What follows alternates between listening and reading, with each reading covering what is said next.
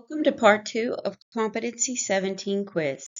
In this video, we will work with probability theory and probability tests.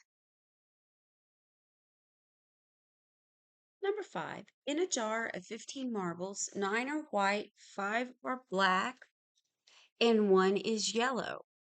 8 marbles are drawn one at a time with replacement. What is the probability that fewer than 4 of them are white?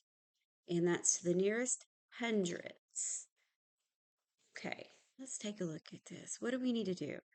For me, that rings binomial CDF. So let's give this a try here. Okay, that's alpha apps. Okay, so it says how many trials do we have? Okay, here are our trials right here. That's our N. So we have 8 and enter. Now, oh, would it help if I push 8 and enter? Okay, what is our probability? Well, we're looking at white. Okay. And out of 15, how many white do we have? So that's 9 out of 15. So that's 9 divided by 15. Enter. Now, fewer than 4 of them. And that's why I used a CDF. Okay, the binomial CDF, because it isn't going to be exact. We're not talking about exactly one like prior in the last video. And we are not asking for the above. We're asking fewer than 4. Now, here's the thing. That means we do not include 4. So, what's 1 minus 4? That is 3. Let's enter, enter, enter again. And that gives us, yep, excellent. That gives us B. That is our option. Okay. Now let's look at number 6. Let's move up slightly. 12 cards are drawn from a deck one at a time with replacement. Okay, that's important. What is the probability that a non-pitcher card is drawn more than 7 times? Okay, so that again will be more than 7 times. Okay, so we are going to be working with 12 cards. That's our N. Okay. What is the probability? A non-pitcher card. Well, there are 40 non-pitcher cards because 52 minus 12, because there are 12 pitcher cards, that's going to be 40. Okay.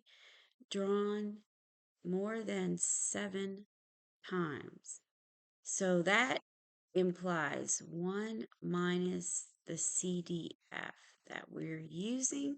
Okay, let's give this a try. 1 minus second vars alpha apps. Okay, we have binnomcdf. How many trials did we have? We had 12. And our probability is the 40 out of the 52. 40 out of the 52. Okay. Now, how many trials are we trying to? We're trying to say more than 7. Doesn't say at least 7, more than. So by putting in 7, we will be subtracting out the correct amount. Okay, yes, and that is our option. That's D. Okay.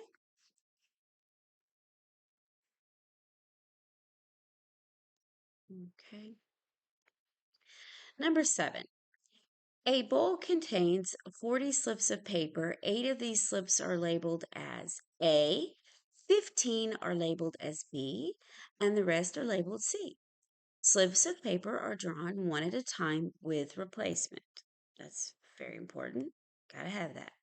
What is the probability that the first time, right here, this tells me something, a slip of paper with the letter A is drawn is on the 5th draw. Please notice, we do not have a number of trials. That and this wording, first time, that tells me that we are using a, right, let's back out of this, and actually let's clear out all this. You see exactly what I'm doing. This tells me we have a geometcdf, okay? So let's give that a try. So second vars, and let's just arrow up if you remember. Okay, right there, and we enter. Okay, our probability is this 8 out of the 40. Just type it in as is. Okay, and we need the 5th value. Okay, and that gives us this. This is correct. And we have a rounding situation. Perfect. Now, this next question isn't going to require our calculator, okay? But it does include the rules that we've discussed in other videos, so we know what to choose on our calculator. You have to know the properties of each topic as well as the definition of each item that we go through. So, number 8, which one of the following statements is not necessarily true? Okay, let's start with A. Two normal curves with the same mean have the same standard deviation.